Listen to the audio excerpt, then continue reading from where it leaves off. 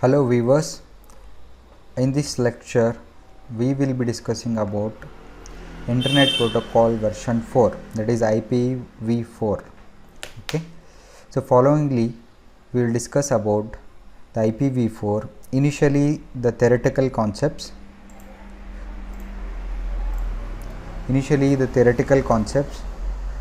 followed by the Wireshark capture information. We'll capture an IP packet from Wireshark, and then we'll discuss the fields of IPv4. Finally, in a C and C++ programming, we'll execute an IPv4 packet and separates its fields and schedule. So this is the motto of this class. Let us start with the IPv4 introduction.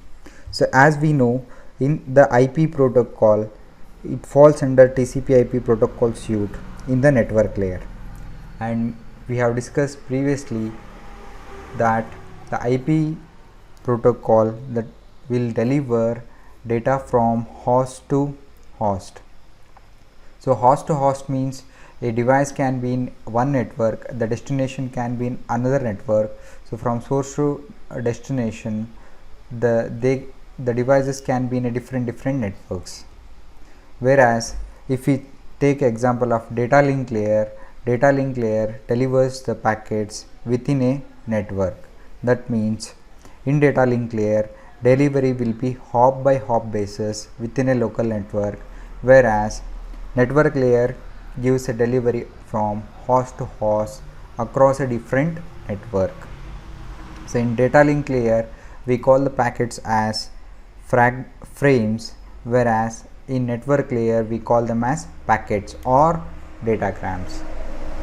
Okay, so further if we go ahead, network layer will receive the service from data link layer, and the same network layer, that is IPv4 layer, delivers the service to the TCP/IP protocol layer, that is transport layer.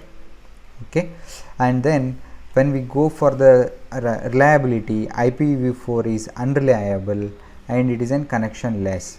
That means IPv4 is connectionless. We have discussed about the switchings. Route switching, it can be either connection oriented packet switching or connectionless packet switching.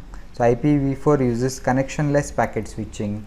Whenever we route a packet from source to destination, it can flow through a different paths, multiple paths. Finally it aggregates at the delivery. Therefore we are not creating a dedicated channel or a connection before transmission. Therefore IPv4 is a connectionless, and it is also called as unreliable because IPv4 is not responsible for any error control or congestion control. Therefore, in case of any error is occurred, then packet is not retransmitted. It is just if error is occurred, a message is delivered to the source that error has occurred. There will not be any case of error corrections. Therefore, it is unreliable service, and it is also called as a best effort delivery service. That indicates that if error is occurred, a notification is sent from the error occurred place to the source. So that makes use of this ICMP protocol to deliver this error notification. Okay, now this IPv4 version can be classified into 4 more sub protocols. So in this one we call the main protocol as IPv4, whereas its sub protocols we call as auxiliary protocols. There are actually 4 type of auxiliary protocols. In that one, the first one is ICMP. ICMP stands for Internet Control Message Protocol version 4. So ICMP is used for, as we have discussed just now, to indicate any error messages occurring while communication of the packets. This ICMP protocol is used to deliver such error packets. So in case in the network, in the route, is there any problem with the delivery of the data, then ICMP is the protocol responsible to notify about the errors or misbehavior of the network. So another protocol is IGMP protocol, that stands for Internet Group Management Protocol. This protocol is helpful in multicasting of the messages as a groups. Then the next protocol is ARP, that is Address Resolution Protocol. So this protocol is responsible to identify a MAC address, unknown MAC address, if there is a known IP address of a system. Similarly, RARP is there, that is Reverse Address Resolution Protocol. If a system knows its MAC address, then it can identify its IP address. So both of them are interchangeably used to find out the unknown MAC address if IP address is known, or unknown IP address if MAC address is known. So these are the four auxiliary protocols used.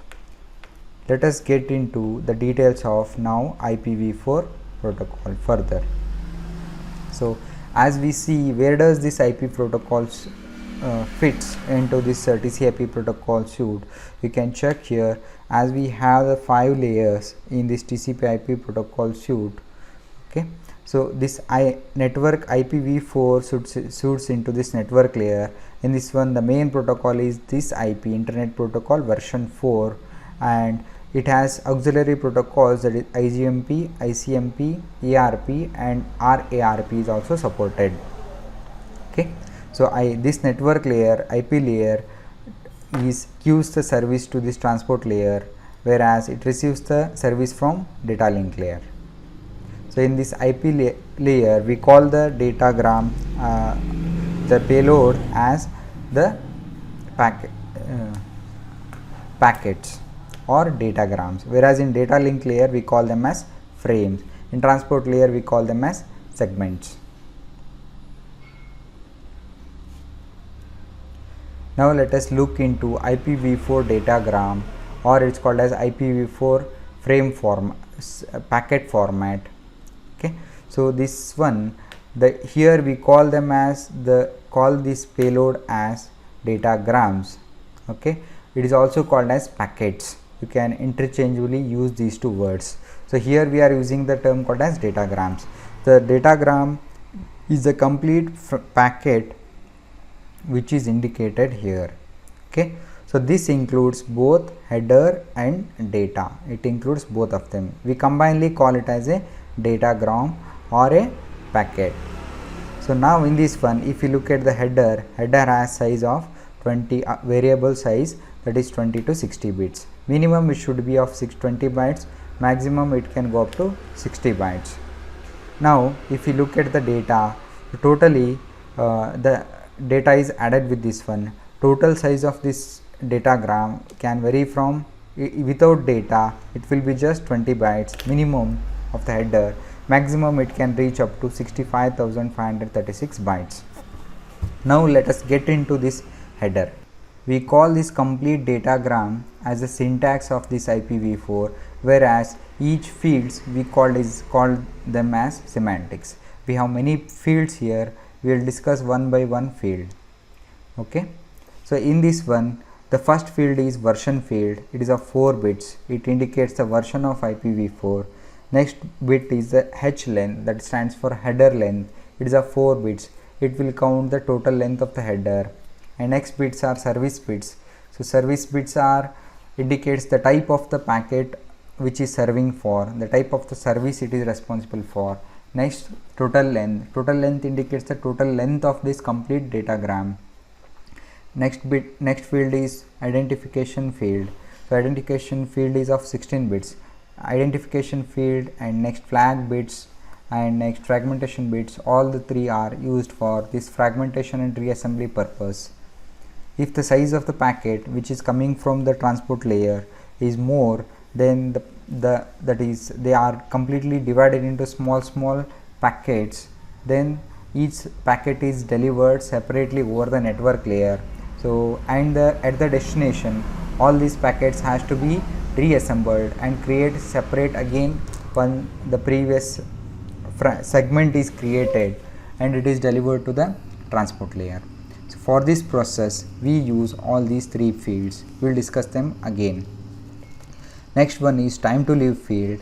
So it indicates the time duration up to which the packet will be live in the network. Next bit is protocol fields. From this IPv4 protocol, further for upper layers, where does it will deliver the packet, that is for which protocol it will be delivering. It can be TCP, UDP, ICMP. We'll discuss them in detail. Next is header checksum. Header checksum is used to detect the errors in the headers only. Next bit will be source IP address, destination IP address, and options. So now let us discuss each one of them in detail. If I go for version 4 bits, it is a 4 bit. Always it will be set to 0100, that is 100, which in binaries 100 indicates 4. So this indicates a version field as IPv4, 4th version. It can be IPv6. Next bit is header length. It is of 4 bits. For this one, the minimum header length is of 20 bits. Let me clarify here with a pen. Now, if we have minimum of 5 as the value, then multiplied by 4. So header length, it can be minimum of 5 value, that will give me 20. So this indicates that 5 into 4 will be equal to 20, that is a minimum header size 20. In another case, instead of 5, it can be equal to 15, because as it is 4 bits, 2 to the power of 4 indicates 16, and we have the value ranging from 0 to 5, 0 to 15. Therefore, maximum value can be of 15. 15 into 4, that will give us to 60. That will lead to 60. So either this header length can be minimum of 5 or maximum of 15. That is 5 into 4 will give us 20, whereas 15 into 4 will give us 60. So this is the length of the header. How does it will vary? So to represent this, we require just 4 bits. They are enough. Okay, let us move on to this service bit. Now this service bit can be considered in 2 different formats. If we go for a service bit which was used in olden days, then it consists of 8 bits, which are highlighted here. So in this one, the first 3 bits are called as precedence bits. Next 4 bits are used for type of service bits. The last bit is not used. Okay, in this one, if the first 3 bits, they are used called as precedence. So here the precedence indicates the nature or the priority of that packet. Means if these 3 bits, if they belongs to 000, then it is a routine, which is a normal packet which don't have any priority. If it is set to 001, then it is an priority packet which should be delivered fast. If it is 010, then it is an intermediate packet which has less priority compared to this priority packet. Similarly, you can see here 101, which is a critical one, which should be crucially delivered early. Another is the packet may be either it may be a network control within a inter-network control packet or an network control packet. Depending upon this, this is 110 and it is 111. Okay. Now this is about the precedence, which indicates the nature or priority of the packet. Now coming to next fields, it is DTRC. The D stands for delay. Delay should be always minimum. If it is set, delay should be minimum. T stands for throughput. For always the throughput should be high, so maximize the throughput. R stands for reliability. Reliability should be high, that is maximum reliability. C is the cost, so cost should be always reduced, so minimize the cost.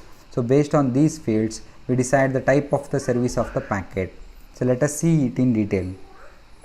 So here type of service fields, they are all 4 bits as we have seen. If all of them are set to 0, then it is a normal type of service packet which don't require any special features. So if we go for here one of the example of FTP data, if we are transferring a file transfer protocol, in this file transfer protocol, here the parameter 1 is set. This indicates maximize the throughput. As we had seen, the second bit is T, first bit is D. Therefore, so T indicates throughput should be increased, because when we consider a data, the data's output should be delivered fast, therefore throughput should be very high.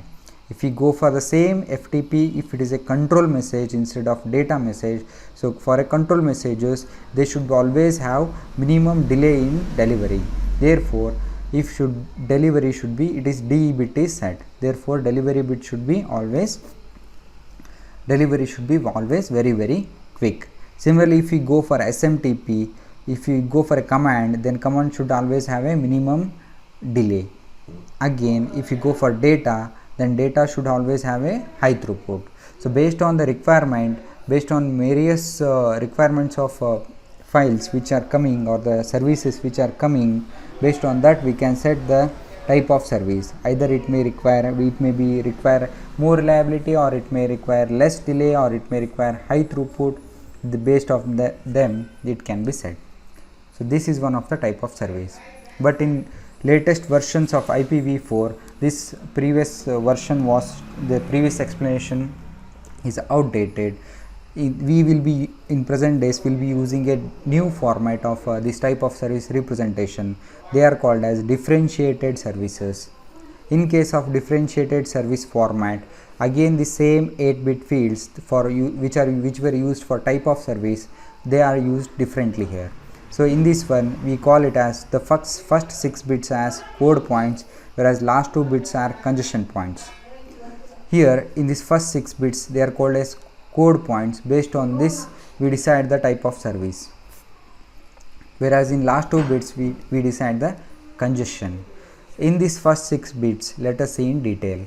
So in this first 6 bits, if the last 3 bits are set to 0, then that indicates the first 3 bits are used for precedence. Okay, it is as simple as this, that if last 3 bits in the next version, if they are set to 0, then the first 3 bits will be precedence, which will be indicating this same priorities. Okay, if last 3 bits are set to 0, then only the first 3 bits are used for precedence. In any case, any one of these right 3 bits, if it is not 0 number, if it is any one value is set to 1, then all these 6 bits are used as code points now. So all these 6 bits will indicate one type of service. So they are discussed again, they are divided into 3 categories here. So these 6 bits, they are divided in first category, second category and third category. In the last bit, if it is set to 0, then that belongs to internet. If last 2 bits are set to 1 1, then it belongs to local. If last 2 bits, if they are set to 0 and 1, then that belongs to experimental packets. So in this one, if last bit is 0, then we are left out with only 5 bits. 2 to the power of 5 will give you 32. Then this internet, for internet purpose, we make use of 32 different type of services available. So this is provided by IETF, that is International Internet Engineering Task Force. Next, if last 2 bits are 1, then it is a category of 2, that is local. We will not go for internet access, we will use local network packets. So they have different type of services. Here as it is 4 bits are variable, 2 to the power of 4 will give us 16 possibilities of type of service. Similarly, if the last 2 bits are 0 0 0 1, then 2 to the power of 4 again gives us a experimental 16 values of type of services. So apart from these 6 bits of code points, the last 2 bits are used for congestion only. So they are called as explicit congestion notification, ECN. So last 2 bits, they can be again 4 different parameters, 0 0 1 0 0 1 and 1 1. If we take 2 computers, if they are connected together, if any congestion occurs in between them while data is being transferred, then that can be detected. Here there is a catch that both the systems should support congestion detection, and even the connecting link or the network, it also should support the congestion detection. If the last 2 bits are set to 0 0, then it is non-ECT. That indicates it is a non-congestion packet, so we cannot detect any congestion here. If the last two bits are 1 0, then both the endpoints they support the congestion detection, that is this system and this system they support for congestion support, whereas the link will not be supporting the congestion detection. If it is set to 0 1, then the link or the network will support congestion detection, whereas the end devices they are not going to support the congestion. If the last bits are set to 1 1, this indicates that both the systems and the network supports the congestion detection, and it also indicates a congestion has occurred, then it highlights the network that we have to try to minimize the congestion. This is about the explicit congestion notification. So we have now discussed about the versions, header length and type of service. So next bit will be total length. So total length is of 16 bits. So in this one total length we have this header length of 4 bits. So maximum header length can be vary from 20 to 60 bits. Total length indicates the sum of the length of header plus data. It is including both. If you just want the data's length, then you have to subtract the total. So you have to subtract data length will be equal to total length minus header length. This will be giving us only the data's length. Now apart from that, let us move ahead to next fields. So identification fields. So this is the identification field used for the fragmentation and reassembly. Assume that from the higher layers here, from these higher layers, that is TCP, there is a huge packet which is coming to this network layer. That huge packet needs to be divided into small segments. Then what it will do, it will assign one identification number for that huge packet, and it will divide this huge packet into 3 sub packets. Let me draw here. So here I will be taking a huge packet which is coming from network layer, while we are dividing this into small 3 packets. Now while reassembling all these 3 packets back into the network layer, we should have some identification that all these 3 packets belong to this bigger one segment. For that purpose, all the 3 packets will be provided with this identification field. This will have identification fields. So all the 3 will be having same identification field. So it will become very easy to reassemble them at the while data is being delivered at the destination.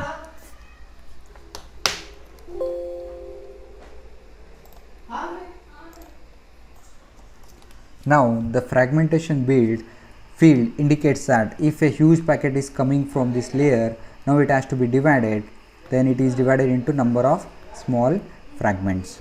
So whether to divide or not this packet into whether to divide this segment into smaller packets is decided by the fragment field.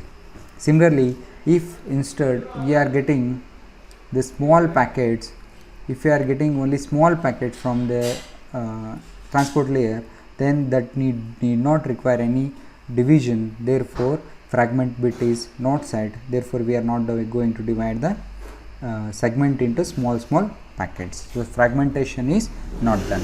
Same thing is discussed here. Now this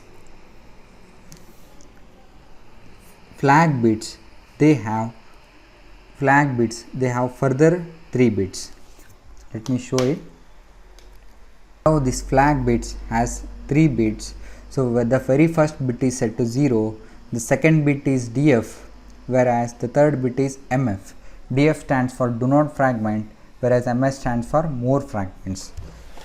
If DF is 0, then we need not go for fragmentation. We need not divide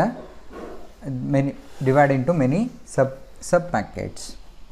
If DF bit is set to, if DS bit is 0, then we have to go for fragmentation. Similarly, if MF, that is more fragments, indicates that if it is set to 0, then the packet which is coming, it does not belong to a single packet, whereas it is a combination of different packets which creates a very big segment. Therefore, the receiving packet is a part of a very big segment. Then until all the packets are received, we need to wait. So that is the indication of this MF. So let me clarify that one in detail again. So if we take a very huge segment here, then this is divided into small segments like this. 3 packets it is divided. Then if this packet is being transmitted over as a IP packet right now, then now as it has 2 more packets, say it has 1, 2 and 3, it has 2 more packets to be, when all the 3 packets are combined together, we have the segment created. Therefore, now this DF fragment will be set to 0, because we need not go for any division of the DF bit will be set to 1, that indicates do not fragment, need not divide this packet. And when I am receiving this packet, then more field, that is more fragment, it indicates that, so further this is just a part of a segment, we have 2 more packets or many packets which are in the line. So until all the packets are received, this more fragment will be set to 1. Once all the for this last packet, the more fragment will be set to 0. That indicates that further there are no packets which are coming as a part of segment. And for all the 3 packets, this identification field will be same one. That indicates that all of them belong to the same segment. Similarly, this fragment offset is used as a sequence number for these fragments. So initially we start with 0, 0, 0, then for this we add plus size of a packet, the next packet. For this, once the packet 1 is received, for this whole offset we add the size of next packet, and for that again we add size of next packet. So every time the size of the packet is added to increase this offset. This is about the fragmentation offset, flag bits and identification number. So the next field is time to live. So this time to live indicates that in the network how many seconds this packet is going to live in the network. So actually in present days this time to live is replaced by hops. So now this hop will indicate number of hops further this packet can go ahead to reach the destination. So number of hops it can still cross over. So next bit is protocol field. So protocol field indicates the type of protocol for which the packet is being delivered in the upper layers. So as for that, I would like to show you here the type of the protocols can be either a TCP protocol or a UDP protocol or ICMP protocol or IGMP protocol. You can think that is a header, and for the network layer the packet which is coming, this may belong to either ICMP or IGMP or an OSFP, or it can be a SCTP or a TCP or UDP. So this packet may be a part of any one of these protocols. So the next field is header checksum. This header checksum is of 16 bits. This is responsible for only detecting the errors in this header only.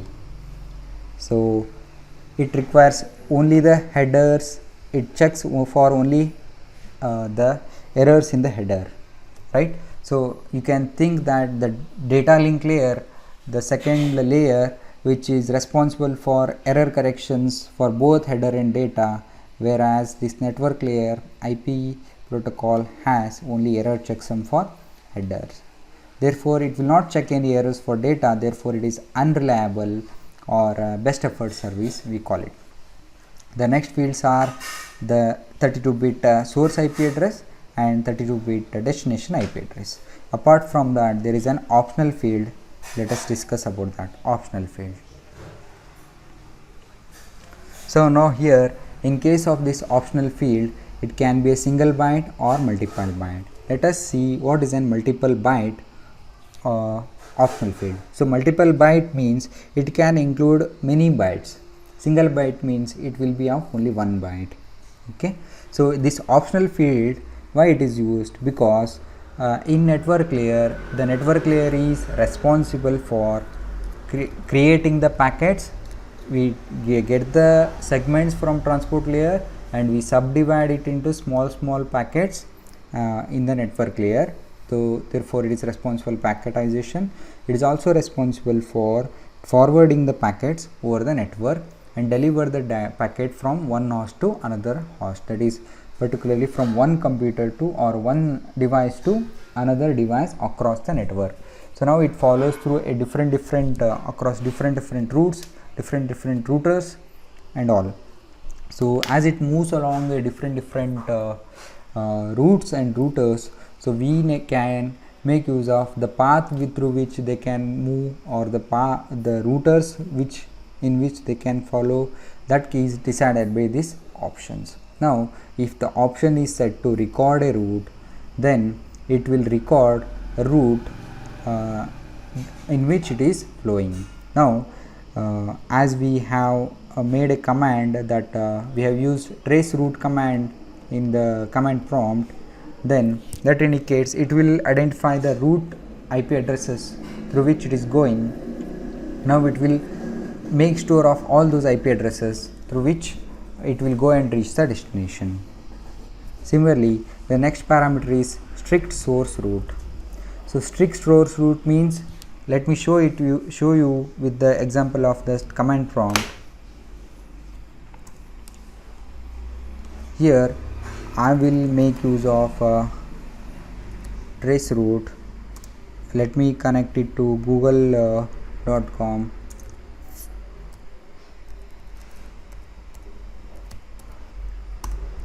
So in this one you can check where there are 30 hops, maximum it can go up to 30 hops.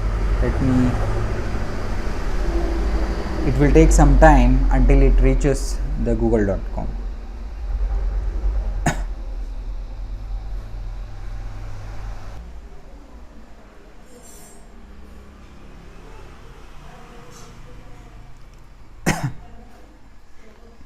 So as you can see here, so it has followed up to 14 different hops from my system to reach the Google server www.google.com. It has crossed over 14 routers.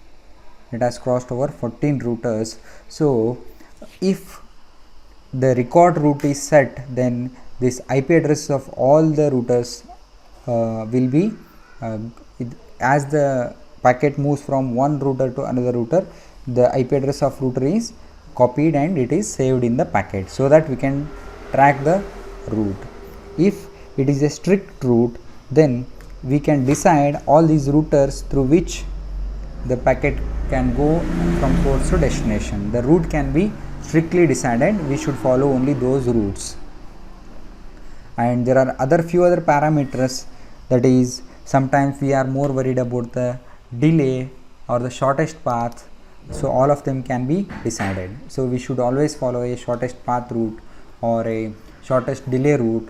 So they can be strictly set with these parameters. This one, if it is strictly, as we have seen record route, the IP addresses will be copied continuously as the packets moves over the different routers. Similarly, when we come for a strict route, then we can decide through which route the packet can be delivered, or the shortest path or a shortest distance or a minimum delay route which can be selected. Only with that route packet should be delivered. If it is set to loose source route, then it must go through all the routers. Apart from that, it can also add few more routers through which it can move. So it is bit loose compared to this strict route format. So last option is timestamp. So overall the time taken to reach the data from source to destination can be recorded with this field. Now why this single byte is used, then here we have an option called as no option. So when we get all the values from, when we will be using multiple options like this to separate them from each of these options, in between we insert this no option. If we want this no root, record root and strict root to be used, then first we record root, then we add one of the no operation, then we take the strict root, so that we can easily differentiate between them. So if you use for multiple options here, then a no operation is added in between to make a difference. Finally, at the end, once all these options are completed, at the end we add a end of the options field. So this is about a data fragment of a data IPv4 datagram. Now let us move on and let us see in Wireshark how does this IPv4 will look like. So in this one, I will be turning on my hotspot and will connect my hotspot. I will connect laptop to that hotspot, that is Wi-Fi, through Wi-Fi, and will capture one of the IPv4 packet and will discuss. So already have let me open up the Wireshark. Let me turn on the Wi-Fi, connect with Wi-Fi. So in this one we come across various fields. Let me open up this TCP version. If I maximize this one, then you can see here first one. When I click on this one, you can see that when I click on this one, all the values are here, all the values are selected. Once again let me show you. When I click on this complete frame, then all the values are selected. This indicates that we are in a data link layer where all the fields will be there applied. It is applicable on all of them. So now when I click on this Ethernet, that is we are using a Ethernet cable, then only the data link layer header is highlighted. So let me click on here, it is highlighted. This is a field of Ethernet. So when I click on this IPv4 version, so after the this Ethernet, so next two fields are of IPv4, that is starting from this 45 up to 4B, the next fields are of IPv4. When I click on next one, that is TCP, apart from 4B, next all the values belongs to the TCP, that is transport control protocols. Actually this indicates actually all the 4 different layers, that is physical network layer, data link layer, network layer and transport layer. Actually we are discussing here about only the IP protocol. So when I click on that, so starting from this 45 to 4B, starting from this 45 up to 4B, we are with network protocol, this IP protocol. Let me click again. Okay, here you can see. Let me get into that one in detail. So let me show. Okay, now we can clearly see. So we are discussing about this IPv4 version. This complete header is just a highlighted blue color data here. Okay, in this one, if I click on this only this version, so you can see version is 4. Okay, so this field,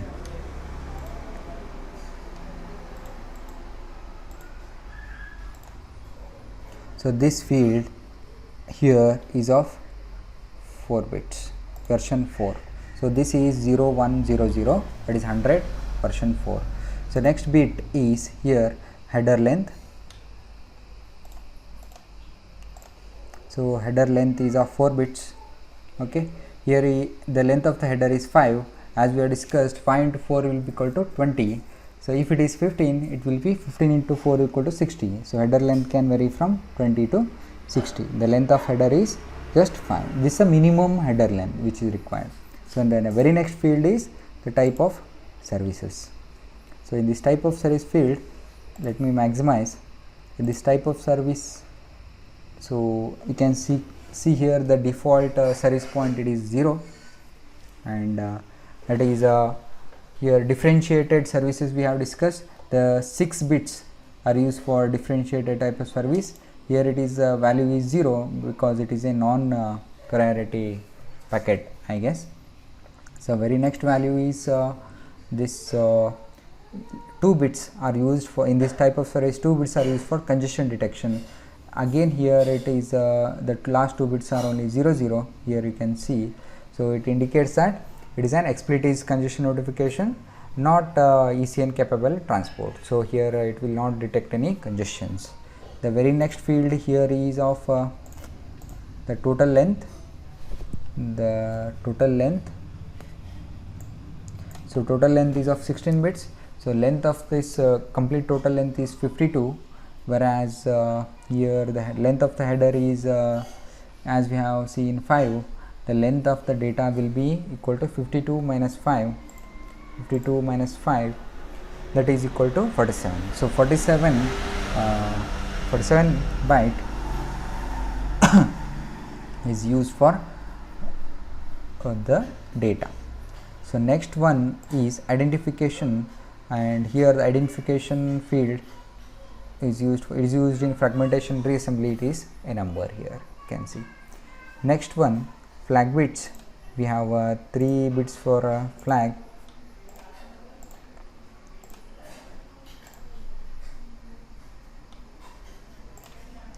We have 3 bits for flag. Here you can see the first bit is not used. If we can expand this one, so it is reserved bit, it is not used. The next bit is don't fragment, it is set. That means we need not fragment this packet because it is already very small, and more fragment, it is not set, it is 0. Then this is the last packet which is being received. Okay, and fragment offset is 0 because always it starts with fragment offset, always starts with 0. And the very next field is time to live. Here time to live is 128. So here it indicates next it can go up to 128 hops, that is it can pass through 128 routers till now. Okay, so next in this one you can check the version of the protocol is TCP. So for higher layers it is supporting TCP protocol. And next one will be checksum. So checksum is calculated, validation is disabled, it is out of scope now. We are not discussing about how checksum is calculated. And next we have source IP address, destination IP address, and here optional field is not included. Okay, and let me open up this Wireshark and let me take up a different protocol. Okay, let me take up any ICMP. So let me take up just a HTTP protocol only.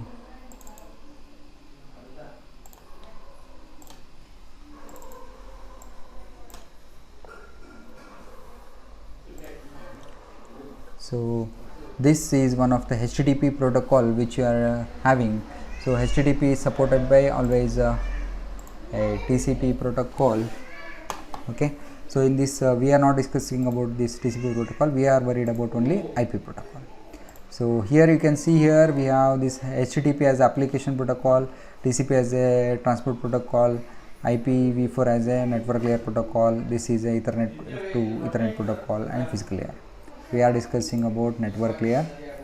Okay, in this one only in network layer, again you can check here, again it is a version 4, and length of the header is of a minimum again 5, it is 5 into 4 is 20 bytes. Next is differentiated bits. So here you can see here a different value now. So if all the 6 it is a not 0, now you can check differentiated service, it is now assured forwarding, means packet must be forwarded, it is one of the type of service. Next last 2 bits are used in this service, bits are used for congestion control. So again it is 00, it is congestion support is not there. Length of the total packet, that is IP packet, is 570 bytes. Now it is not just a small value, it is now highest value, it is a bigger packet. and identification number is here it is shown. So next value is flag bits. 0, the first bit is reserved. Now don't fragment is set, then we need not fragment. Then 0, more fragment is not set, then need not fragment again, and fragment of offset is starting from 0. Time to live is 64, and protocol which is serving for higher layer is again TCP, and header checksum remaining source and destination IP addresses. Okay, if it is let me check a different so here I have selected a different one. Here you can check this. Now this protocol is different. It is now higher layer we are serving for ICMP. The next protocol, higher layer protocol, is ICMP. Here it is bit different. Here now it is IP version is 6. So here ICMP is supported with ICMP v6. It's a different IP version which we are seeing. Like this, the IP fragment, IP datagram will be there. Okay. So now let us move on to the C program. Okay. So here let me maximize this code.